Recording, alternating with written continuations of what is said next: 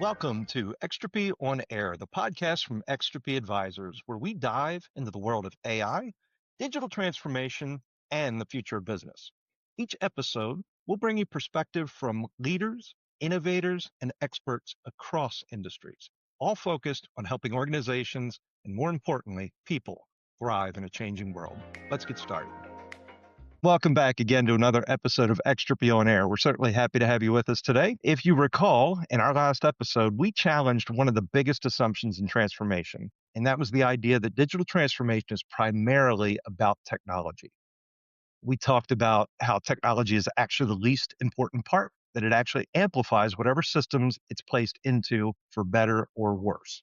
And we introduced the simple way to think about transformation. It was the concept of structure, system, and technology. If you didn't have an opportunity to listen to it, I certainly encourage you to go back and have a listen to that episode. This one's going to build on it because today we're actually going to move a little bit more from theory into something much more practical. Because once you understand that transformation is really about system design, the next question becomes, how do you know when your system is breaking down? And more importantly, how do you see it before it turns into a crisis? Have Mike Jasper joining me again today as we continue to walk through this series. So welcome. Good to have you on board today, Mike. Good to be here, Kevin. And yeah, that's an interesting question that you posed, because most organizations don't think they have a problem until something really visible happens. I've seen this take many different forms. It can be a failed implementation. It could be a delayed financial close period. I've seen major audit issues spark this realization.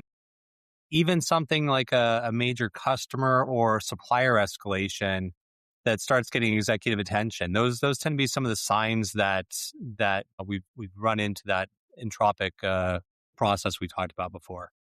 And that's going to be the key for today. I mean, entropy doesn't show up all at once. It does show up in patterns. And once you know how to recognize those patterns, you can start to see it break down before it starts to hit your own organization. Maybe what we do, Mike, let's start here.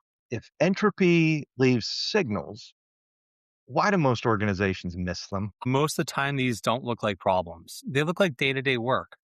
A lot of times, these signals can look like your team is being resourceful or just trying to figure things out. Yeah, and honestly, I think that's what makes this so tricky. You know, entropy, it doesn't feel like failure. It does feel like effort.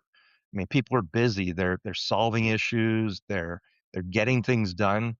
But the system itself is getting harder to operate. Exactly. And that's where a lot of this gets hidden, is that organizations want their people to be busy. And a lot of times teams tend to want to hide that friction from leadership.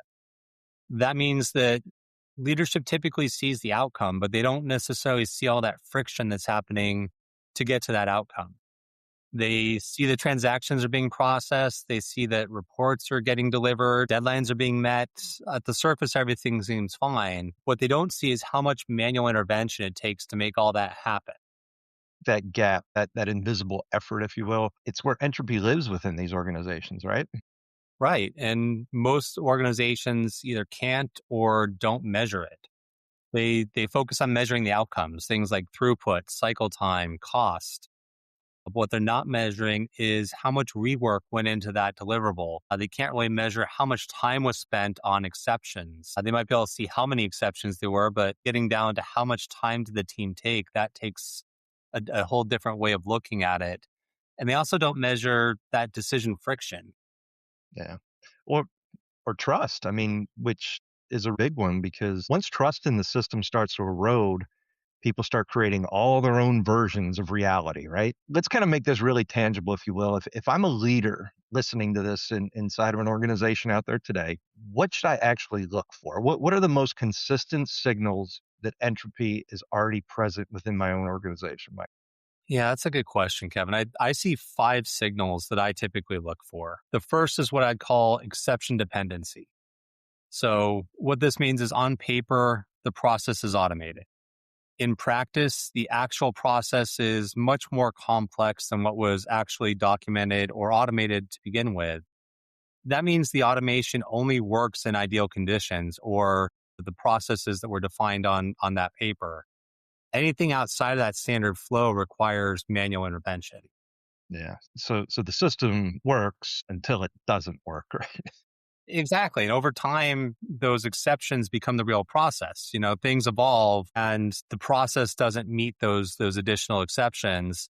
And so you start seeing that become larger and larger of an issue until it finally rears its head. I think that the second sign I look for is shadow systems. If organizations have invested a lot of money in doing a transformation, and then you start seeing additional systems or spreadsheets and things pop up, that's usually a red flag for me.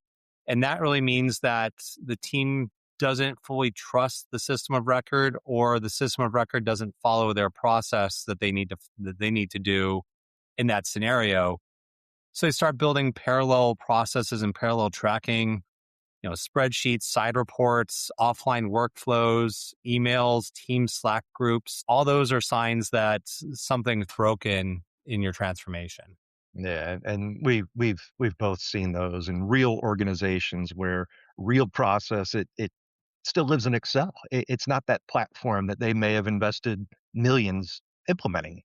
It's kind of comical in some instances. And that's one of the things I do when I go talk to a new company for the first time is I just start looking at how many spreadsheets that they actually keep. By user, by group, by location. It's a lot more common than you think. It's a lot harder to identify because that offline process is using a new system. It utilizes some or all of the automated process. So it kind of hides itself in plain sight. And it's not because people want to work that way. It's because the system doesn't reflect how work actually happens. The third signal I usually look for is decision escalation. And this one can be a big tell of how the process is really working in your transformation. If you start seeing decisions that should happen at one level, but they're consistently being pushed upward, people don't feel comfortable making a decision. They want their manager to sign off on something. It's not because those leaders want to be involved in those decisions. It's because people are hesitant to take ownership. It's either because the decision's not clear or the data's not trusted, but that tends to pop up more often these days. Yeah, and I think in that scenario, your leaders then they really are just becoming an integration layer in the process. That's a great way to look at it. And that's not scalable. So the fourth signal I look for is metric conflict. So this one, you've got different parts of the organization who are optimizing different things. And those metrics aren't aligned. So in some cases, they even conflict directly. Yeah, and we see that way too often. You get situations where one team is technically very successful in what they're trying to measure, but the overall outcome, it's actually worse for the company as a whole. Right. And if you watch it at a macro level, you see quarter over quarter, one department's KPIs improve, the others decline. And then you focus on the ones that declined and improve those, the other department declines. That means that something's not aligned. The fifth signal I look for is hero dependency. And this one's tougher because every organization has their rock stars. We can't live without them. They're invaluable to our organizations. But the system works because certain people know how to navigate it. They know all the workarounds. They know who to call when something's wrong. The issue though is that tribal knowledge tends to decay over years. And that's through team turnover, promotions, people transferring, people coming and going from the organization. That leads to a slow loss in that knowledge. Eventually, things start breaking as that knowledge deprecates. Yeah, and again, we see that all too often. And any listeners, if you're sitting in an organization today and you've got that one person that you're afraid to let them go on vacation, or they happen to be out sick because every time they do, something breaks down. What that really means is your system isn't working. It's a couple key people that are working. And that's not going to be sustainable for you. Let's go a level deeper here, Mike, because it's easy to hear these and think, yeah, we have some of that, but not fully appreciate what they're signaling. So take shadow systems for example. I mean, what's really happening when teams start building their own tracking systems or metric systems outside of whatever the core system happens to be? Yeah, typically they're compensating for a gap in the system or in the process. So either the system doesn't reflect reality, or the data is not reliable. It could also be the process doesn't support how all the decisions actually get made. We may have tried to follow the 80-20 rule and actually came out to the 60-40 rule where, we've got a good amount of automation, but we also have a lot of areas where things aren't being automated. The other root cause there might be that the process is unnecessarily complex. So, we've tried to over engineer things to get the 100% scenarios. So people create their own version of it for control. Yeah. And we all know once that happens, you've effectively lost that single source of truth that hopefully you would have within the organization, but ultimately end up not. Yes, you have. And the issue is that cascades because now different teams are making decisions based on different goals, different data sets. And that's where the alignment starts breaking down. What about the exception dependency? Because that one does tend to get normalized a lot of times in companies. Yeah, organizations get used to it. They say, well, of course there's exceptions, and they're right. But when exceptions become a significant percentage of the workload, they stop being an edge case. That's the system telling you it wasn't designed for real world visibility.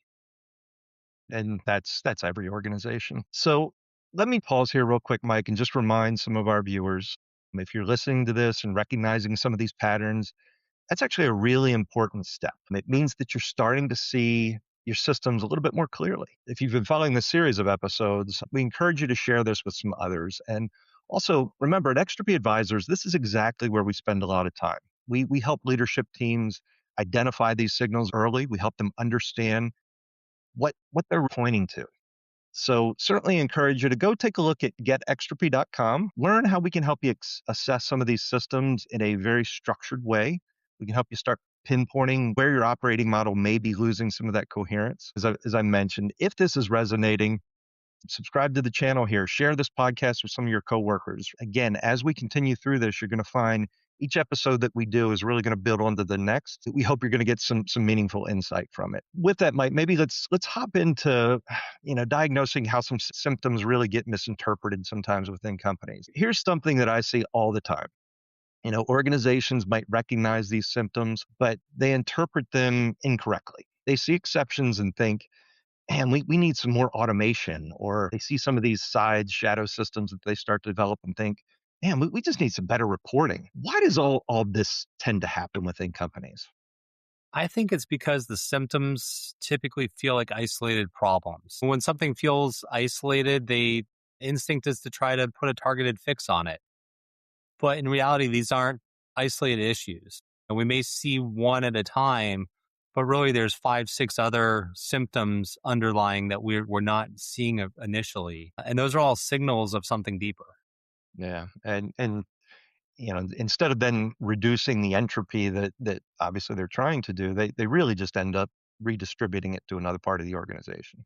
Exactly. They solve for one symptom locally, but the system as a whole becomes more complex. And over time, that complexity compounds.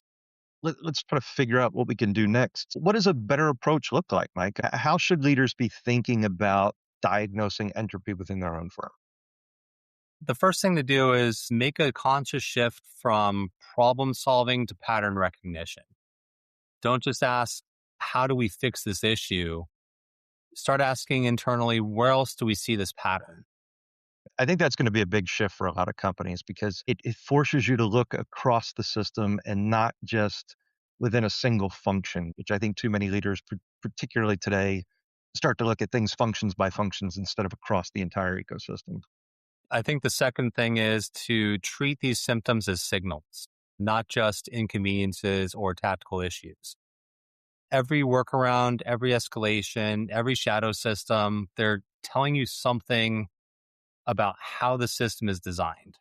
Just to add a third to your points here, you really need to resist the urge to just jump straight to the solution as well, because until you truly understand where these symptoms coming from, you do risk reinforcing the problem if you just try to deploy automation or technology on top of whatever currently is sitting there today. I think that's the key, Kevin, is you want to do a thorough diagnosis before you ever start design. I know one of the things we've been doing in this series is trying to keep it as practical as we could, talking about what can I do as a leader sitting in my seat today that's going to help my business next week. So as we've talked about some of these topics today, what should leaders look to do starting tomorrow or next week within their own organization? I think the biggest key is to start simple. Take one process that can be in your accounts payable, accounts receivable, procurement. It doesn't really matter. Just pick one process within those groups. Ask the team. Ask everybody that touches that process 3 questions. Where are we relying on exceptions? Where are people working outside the system? Where do decisions get escalated unnecessarily? Well, I would say after you ask them to, don't fix anything yet. I mean, just observe, figure out what your answers are to those questions, because the goal at this stage is really just the visibility. Exactly. It's that pattern recognition, understanding what's the real root cause of these issues. Once you can understand those patterns, you're in a completely different position. Yeah. So that ought to be a good lesson for anyone listening here. Again, we've asked you to do absolutely nothing. This should be the easiest takeaway from any episode that we have. It's just observe. Let's bring this together if we could. I mean, entropy doesn't show up as a single event that we've talked about. It shows up as patterns. It's those exceptions, the workarounds, the escalations, the misalignment, the hero dependency on those hero individuals that you mentioned. And over time, those patterns compound into breakdown for organizations. They do. And if you know what to look for, you can start to see it early. And that's where transformation really begins and where transformation success is ensured. Yep. Yeah, without a doubt. Well, one of the things we're actually excited to bring to you guys in our next episode, we're going to answer the question we've intentionally held back on today. And that is, where does this actually come from? We talked about a lot of the symptoms, but we didn't talk about where it actually came from. These symptoms, they don't just appear randomly. They come from specific structural conditions that exist inside the organization. It's the fragmentation, it's silos, it's the concept of drift. And what we're going to do to make this real, we're actually bringing in someone who's lived this from both sides. This is actually someone's on Mike's team.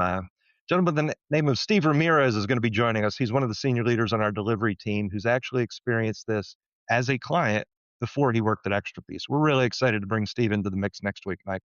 That's going to be a really great perspective for us and for the audience because his experience isn't theoretical. It's day to day. He's been through what organizations are dealing with every single day. And so we're excited. Hope you guys will tune in for that episode. Until then, again, Mike, thanks for joining me today. Again, certainly appreciate all the listeners. Don't forget to hit that subscribe button. We'll look forward to seeing you next time on Extropy On AIr. Thanks for joining us. Everybody. Thanks for listening to Extropy On AIr. We hope you found today's conversation insightful and inspiring.